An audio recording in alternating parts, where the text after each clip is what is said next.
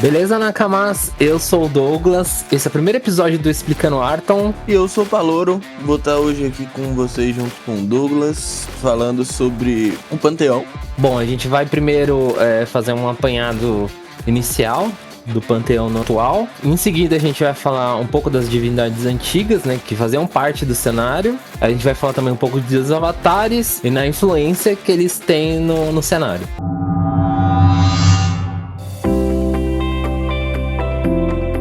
A gente vai começar logo por um deus que não devia ser deus, eu vou dizer logo. Haradak, o maior dos Lordes da Tormenta, que teve sua primeira aparição, se eu não me engano, em Ucrânia e o Corvo. Ele quebrou Tauron no cacete com a ajuda da Glórien e ele entrou no lugar de Tauron.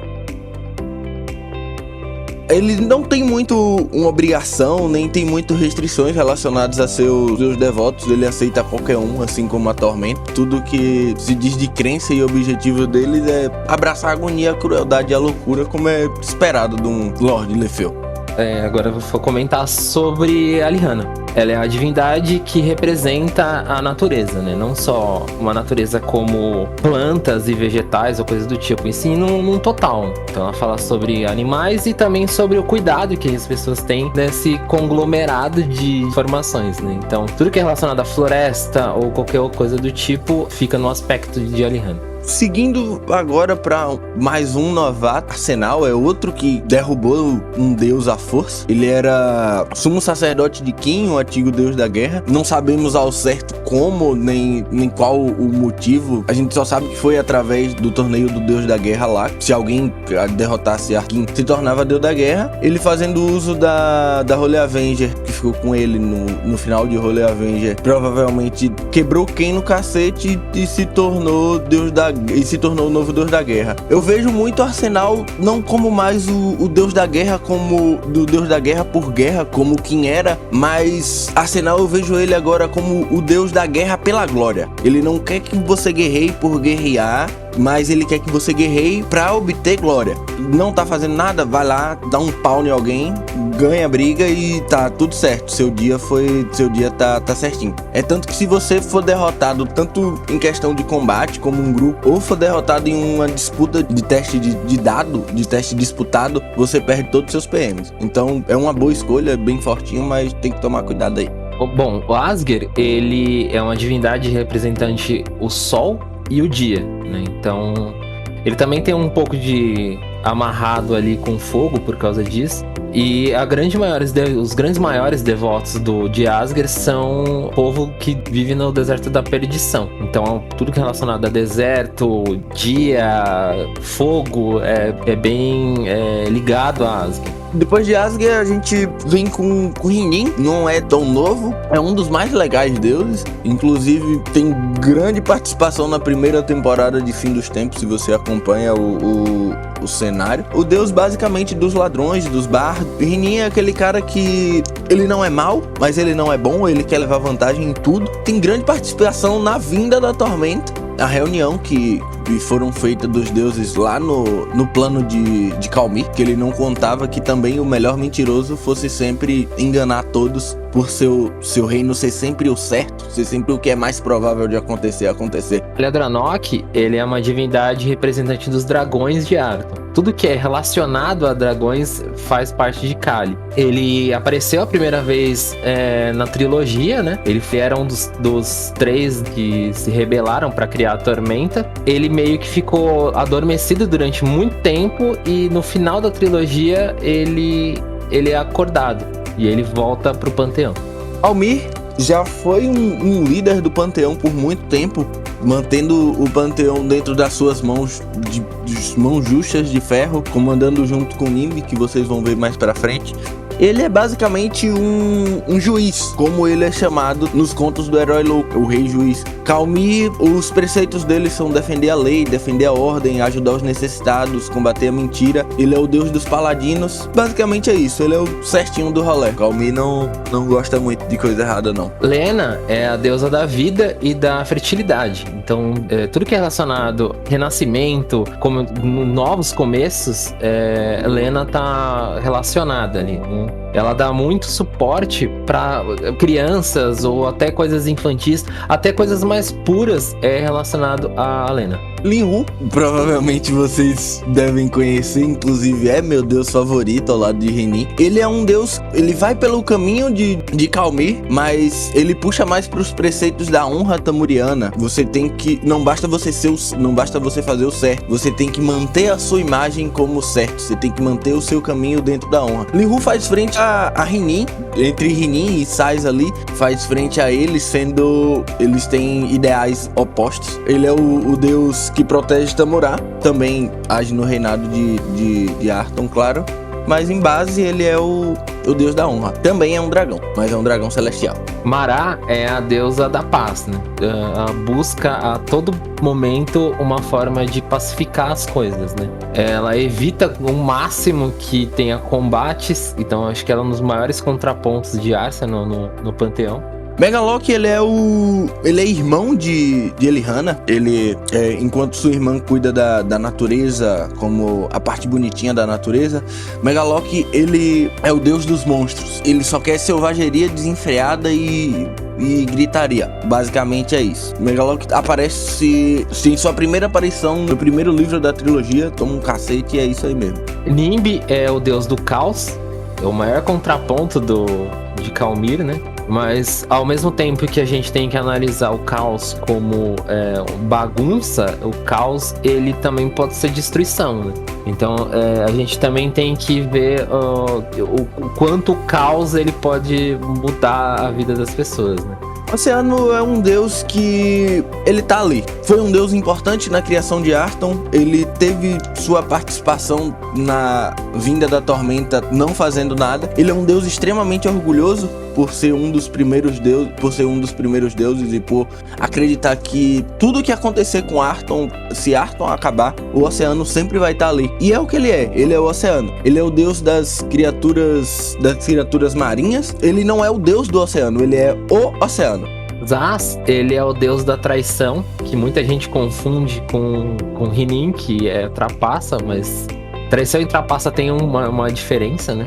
Um dos maiores pontos de Zaz é tentar corromper as pessoas, né? Ele sempre tenta derrubar um paladino, ele sempre tenta fazer com que alguém faça um ato maligno para que a traição realmente aconteça. Thanator é a deusa do conhecimento.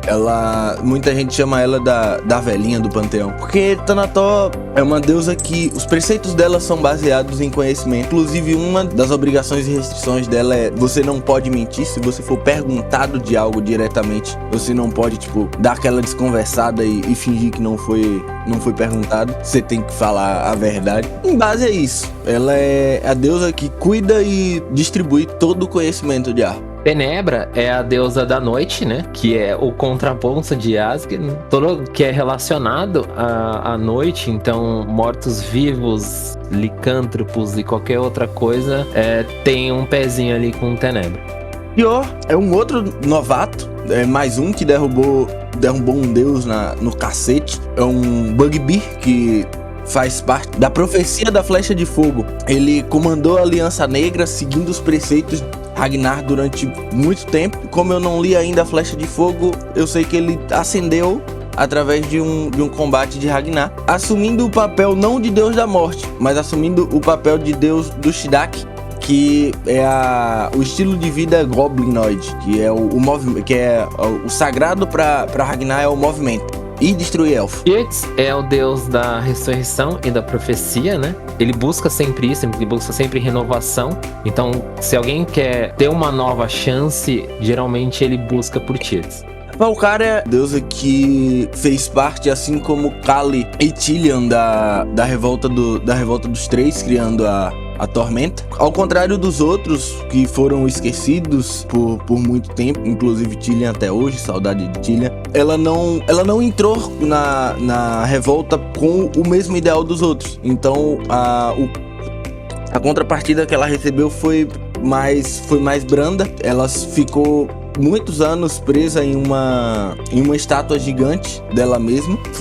A condição dela ser libertada era aventureiros enfrentassem 20 masmorras, cada uma preparada por um deus, e que passassem nessas 20 masmorras para que ela fosse libertada. Inclusive, aconteceu essa libertação, ela é a nova líder do panteão e é a primeira deusa a ter todos os seus ideais cumpridos. Quando o mestre Arsenal derrotou Kain, esse sempre foi o maior objetivo dela, que era ver um humano derrubando um deus. Esse foi o objetivo dela, foi cumprido. Atualmente segue como nova líder do panteão e é a deusa da ambição. Também acredito e também vejo ela como deusa do movimento, já que ela quer que as pessoas sempre estejam se aventurando. É a maior reita de casamento do panteão de longe.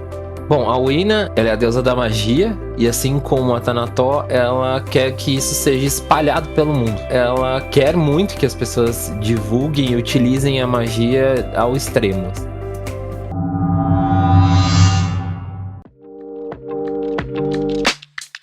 Bom, agora a gente vai falar sobre algumas divindades antigas, que não fazem mais parte do panteão, ou elas não existem mais oficialmente em alguns livros. O primeiro que a gente vai comentar é sobre o Sartan. Sartan, se a gente for pegar certinho pelo que a gente tem de lore até hoje, é uma divindade demoníaca que invadiu Arton com a ajuda de seguidores sediados na cidade de Malpetrim, mas ele foi impedido por aventureiros, como praticamente todo plano maligno de Arton. Inclusive tem essa saga como uma aventura a ser jogada, que o nome da saga é o Disco dos Três. Não joguei ainda, então não tenho muito o que falar, deixo o Douglas se aprofundar nisso aí. Então, eu joguei esse Disco dos Três, mas eu joguei quando saía na terceira edição. Na verdade, eu joguei 2 vezes.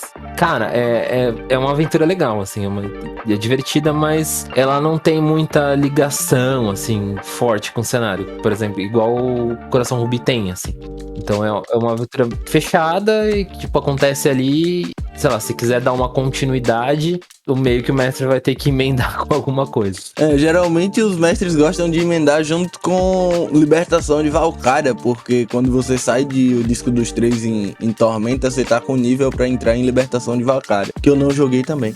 Bom, outro que tem bastante influência é o Ragnar, que também eu li. Pra quem não leu ainda Flecha de Fogo, ele meio que tem uma referência bem antiga no cenário. Pra mim, Avram, que é o vilão, né? Ou pelo menos é o que passa no livro ser o vilão. Ele tem muita referência ao site do Grupo do Mal, assim, que é um personagem bem antigo, assim. Então, eu tenho, eu não sei, é uma coisa minha, uma hipótese minha que eu acho que era pra ser o site, o Avram, né, no Flash de Fogo, mas acho que deve ter acontecido alguma coisa ali no meio do caminho que eles resolveram fechar com o Grupo do Mal. Quando fizeram o Flash de Fogo, eles criaram um personagem novo, assim, pra não ter nenhuma amarração. Outra coisa de Ragnar é que ele aparece em Inimigo do Mundo numa cena muito nojenta com Tenebra, que envolve Glória, então cuidado quando vocês forem ler o Inimigo do Mundo. Nessa cena que é específica que tem na trilogia, eles geram o Vulto Noturno. E aí o Vulto Noturno ele gera outras variações do monstro. Aparece isso no Bestiário 2, se eu não me engano. A próxima divindade é alguém que sofreu bastante. Na minha opinião, foi pouco ainda, porque não precisava trazer a tormenta. É Glórien. Foi uma das vítimas de Ragnar. Ela era conhecida como deusa dos elfos. E, inclusive, a sua maior característica é o orgulho élfico. Quando aconteceu o ataque de Ragnar a Lenórien, começou a chacina dos elfos, ela viu na tormenta uma arma, uma esperança pra defender seu povo. Como a gente tá vendo aí, não deu muito certo. A última coisa que eu sei de Glórien é que ela tava sendo protegida por Tauron até ajudar a Haradak num combate com Tauron e matar ele. Inclusive, Glórien tá onde por agora? Então, ninguém sabe até agora. Ela tá aprontando alguma coisa pra isso aí. Mas em base, ela é divindade patrulheira dos elfos. A principal característica de Glórien é o orgulho élfico, é ser elfo. Bom, o Kim, a gente já meio que comentou, né, que perdeu o posto dele pro Mestre Arsenal. Bom, acho que meio que não tem muito o que a gente comentar. Eu lembro de algumas do combate dele com o Megalock, né, que tem na trilogia, que é bem memorável. Que ele quebra Megalock no cacete. O bom dia dele é uma martelada na cabeça. Ele tem bastante influência em Uden, que inclusive é de onde saiu a ideia de onde saiu o Purisco, que foi a união de Ken e união entre aspas, que eu não sei se teve realmente essa união flácida entre Ken e Valkyria, mas o pessoal uniu os dois e formou uma religião que só pode ter humano e é errado isso aí, viu? Vou deixar aqui meu cancelamento aqui. Bom, Cillian, que fez parte da rebelião dos três, né? Ele, acho que dos três ele foi o que mais sofreu, né? Sim, ele e a raça que era filho dele, que eram os gnomos, né? Porque, assim, o que foi comentado é que o Cillian foi punido pelo Nimb, né? Diferente dos outros. E isso, foi consumido pela loucura. Então ele meio que é o que mais sofreu, assim, na mão na punição dele, assim. Inclusive ele é o maluquinho que passa, entre aspas, a quest de libertação de Valkyria, né? Que ele vive como um mendigo maluco aos pés da estátua. E isso é um plot muito antigo, assim. Acho que lembro que desde dos primeiros livros eles falam disso, que tem esse maluquinho, mendigo louco no pé da estátua ali.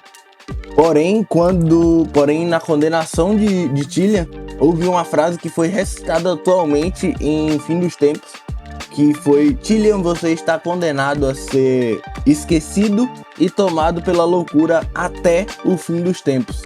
Essa frase foi revelada alguns episódios antes dos aventureiros de Fim dos Tempos entrarem no Templo do Vácuo, que era um grande templo de Cillian, que foi tomado por Renin durante a ascensão de Renin.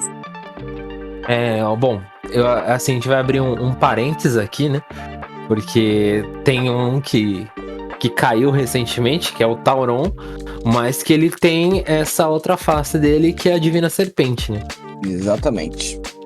Bom, Tauron, ele é o deus de Tapista, né? Representante de Tapista e dos Minotauros, o deus da força e também da proteção dos mais fracos pelos mais fortes. Inclusive, a ideia da Divina Serpente também é essa daí. Só que assim, a Divina Serpente, ela tem eu não vou dizer problema, mas é que a Divina Serpente, ela tem 3 lores oficiais, na verdade. O primeiro foi que é esse, né? Que ela, na verdade, ela só é uma segunda face de Tauron, né? Ela meio que não influencia muito no cenário, tanto que inicialmente ela foi apresentada no cenário. Era um quadrinho do Marcelo Cassara que ele tinha criado, que tinha essa pegada meio de mulheres lagarto e tal, então ele só trouxe essa ambientação pra Tormenta, né? A segunda situação, né, que na verdade ela é um ser extraplanar, que existem vários dela pelo mundo, e que o Tauron pegou uma dessas e colocou o boss final da masmorra dele. Então ela aparece nessa segunda situação, que é dentro da masmorra do Tauron. E a terceira, que eu acho que lembra bastante uma história de Adão e Eva, assim, né? Lembra, na verdade, ela, por ser uma criança, né, ter ser um pouco mais pura do que as outras divindades, eles resolveram resguardar ela um pouco disso, do guerra e coisas do tipo. Então eles meio que, no plano dela, eles meio que deixaram um guardião pra cuidar desse tipo de coisa, né?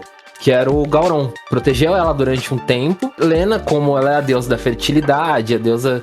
e ela resolveu dar uma parceira pra ele. E aí ela criou a Albassa. E aí, junto, o Gauron e a Albassa, eles criaram uma nova raça, que é os Eradan, que é meio que o povo fada, né? Os descendentes dos povos fada, né? E os dois ficaram juntos durante o tempo, proliferaram todo o plano da Lena. Mas o que acabou acontecendo? Zaz, né, viu que isso tava começando a afetar, né? Ele resolveu fazer alguma coisa. Então ele foi lá no Gauron e falou: olha, meu, você tá muito tempo aqui preso, né? Você não acha que você devia sair, conhecer o mundo? Você é um puta ser poderoso. O Goron, ele, e assim, aí dá uma distorção que você não sabe o que realmente aconteceu. Se ele realmente entendeu isso, se ele aceitou esse tipo de situação, ou se o Zaz conversou com a Obasa, é meio que deixado isso em branco, assim. A gente não sabe realmente qual que é a verdadeira situação, assim. Mas o que a gente sabe é que o Goron, ele realmente entendeu essa situação, ele realmente viu que ele poderia sair dali, e aí ele chegou na Lena e brigou com ela. E como ela é uma divindade, uma criança, né? Ela se sentiu muito mal. Então ela ficou triste e as lágrimas da Lena caíram sobre Arton. E isso fez com que durante muito tempo não existisse vida. É comentado que esse tempo que não existe vida teve a ascensão de Megalock, que é quando tem a época dos monstros, né? Como punição pelo que isso que aconteceu, os outros deuses tiraram tudo, mataram uma boa parte dos Zeraodans e pegaram uma parte do reino que tá, do plano da Lena, e jogaram em Arton, que é o que hoje é Gaurásia. Há relatos de que o Gauron ainda tá em Gaurásia. Inclusive no wiki dele, na ocupação, tem Guardião de Gaurásia. A punição da Obasa era se tornar um ser serpentiano, né?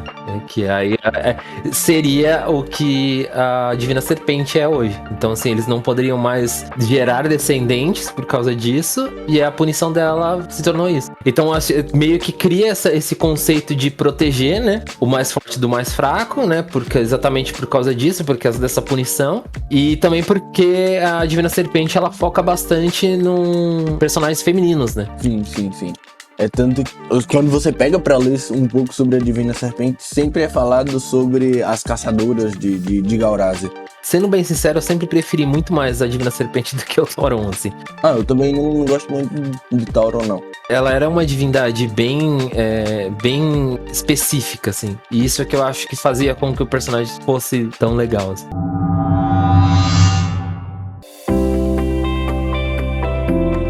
Bom, agora a gente vai falar sobre os avatares.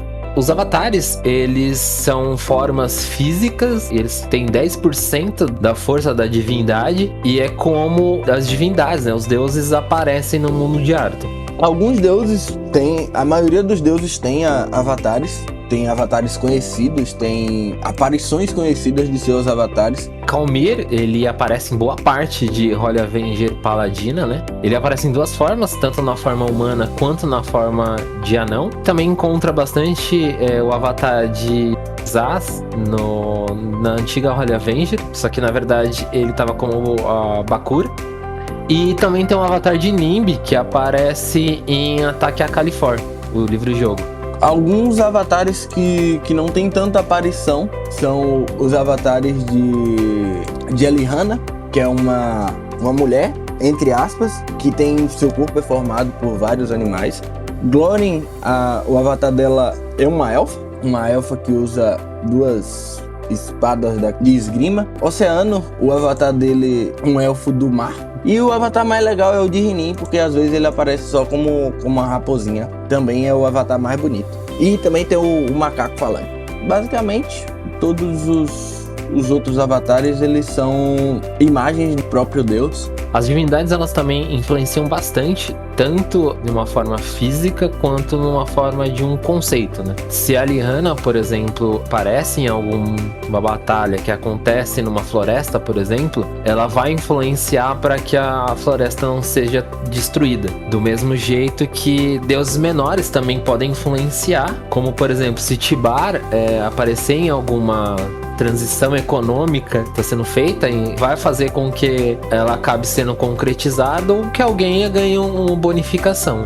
E também existe a não influência total dos deuses em Arthur, que é Salistic, que é um reino que acredita ser esquecido pelos deuses e por isso esqueceu os deuses. É um reino de onde vem um dos meus personagens favoritos de longe de Tormenta, que é o Zebadiah Nash, que ele é a primeira aparição de um médico em Tormenta. Ele é aquele ateu chato da escola que ele fica o tempo todo questionando a sua fé, o tempo todo questionando por que você acredita em algo que você não vê, e põe vários argumentos argumentos, no mínimo, fortes que colocam vários devotos por Arthon aí pra questionar. Em Salistic também aparece novamente em Coração de Rubi. Mas em base a isso, é um reino que as pessoas acreditam ser esquecidas pelos deuses e por isso esqueceram os deuses. E por esse motivo é um reino onde a medicina avançou bastante, a tecnologia avançou bastante, porque eles não têm deuses pra apelar, então eles tiveram que criar os deuses dele. Inclusive eu acho que, uma crença totalmente minha, então não levem isso em conta, se Tilian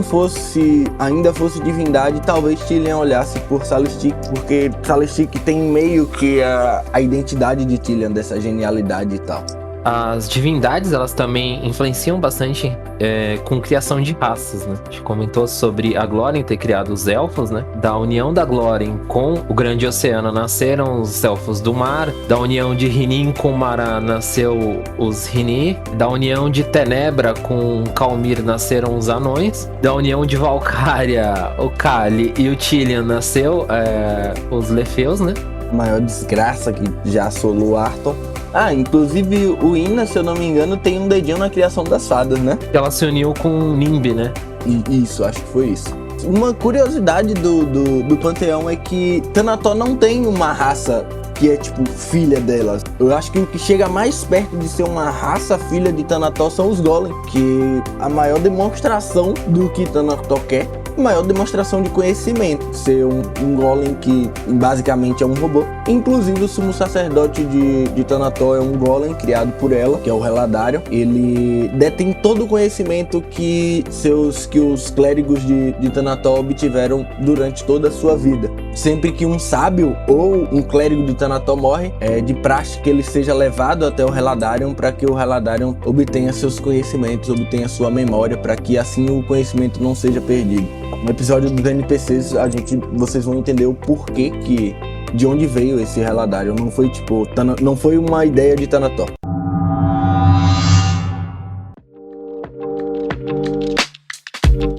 Algumas divindades perderam seu posto no panteão e algumas outras subiram, né? A gente vai comentar um pouco sobre essa ascensão e essa mudança do panteão. E um ponto em Arthon, o propósito pelo qual os Lefeu invadiram Arthon foi só um. Eles descobriram que qualquer um poderia se tornar um deus. Acredito que isso foi mais, mesmo eles não tendo uma similaridade, isso foi mais de Aharadak. O que faltava para eles no universo deles era justamente essa questão de da adoração.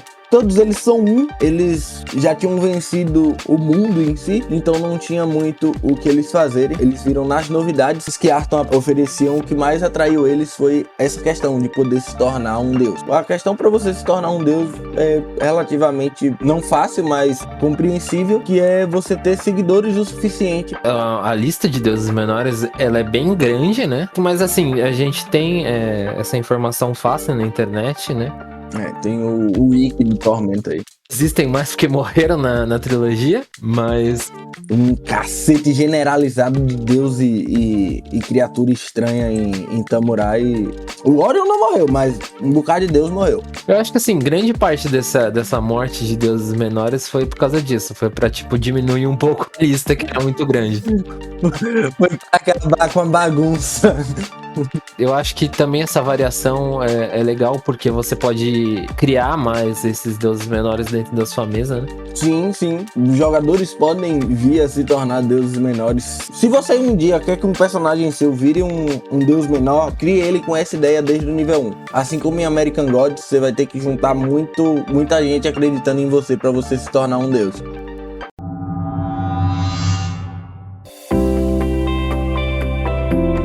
Dentro do cenário de Tormenta também tem as divindades cósmicas, que são as divindades que criaram as divindades, né? A gente tem o Nada e o Vazio, que criou o Panteão de Arthon, né? Mas dentro da Tormenta, eles viram que isso também pode rolar, então eles criaram os 5 Reis Impossíveis, que é o Cavaleiro Vermelho, a Estrela Infernal, o Lorde Labirinto, a Palavra Infinita e o Verme Devorador.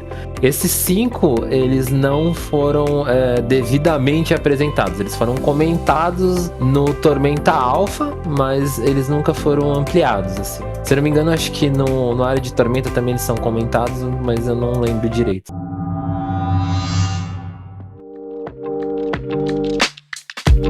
assim, pra fechar, a gente queria comentar sobre referências, né? Uma coisa que é bem evidente que as divindades de Arton são referências, tanto o Sandman, né? Quando os avatares eles aparecem em Arton, né? Lembra muito a forma como os perpétuos aparecem no quadrinho do Sandman.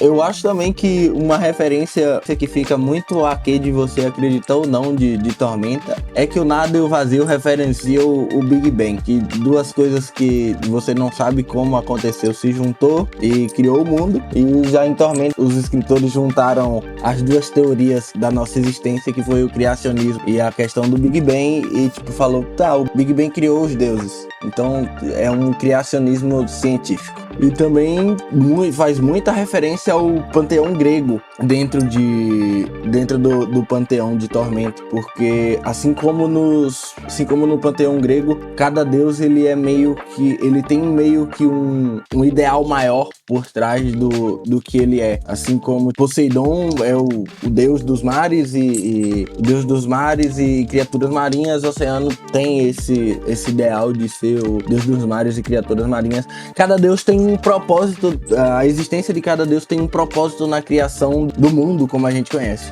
Essa parada do panteão grego eu acho bem forte, mais por causa dessas divisões, né, que a gente encontra, por exemplo, Deus do Trovão, Deus do Fogo, Deus do Sol, então assim... Deus do Amor, não sei o quê. Essas divisões e subdivisões também, eu acho que ela é bem gritante em Tormenta, né? Inclusive os deuses menores, a gente consegue não comparar direto, mas a gente consegue pegar os semideuses, que os semideuses também têm suas características, por exemplo, o semideus da força.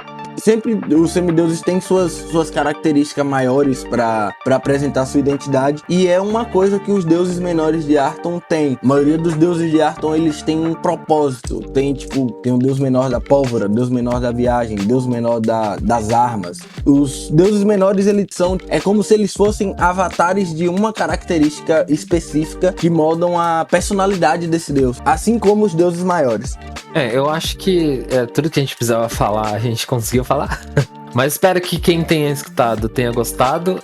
A gente vai criar mais conteúdos desse jeito. A gente precisa de uma ajuda de quem estiver escutando. Então, se vocês gostaram do conteúdo, se vocês tiverem ideias, tiverem alguma coisa que vocês quiserem comentar, manda na DM que a gente tem no Instagram, no Facebook, pode mandar no Twitter. Eu Palouro, vocês encontram como Palouro com um 4 no lugar do primeiro A, do único A. Pode falar lá com a gente. E a gente vai lançar quinzenalmente, né? Então compartilhem, divulguem a gente também.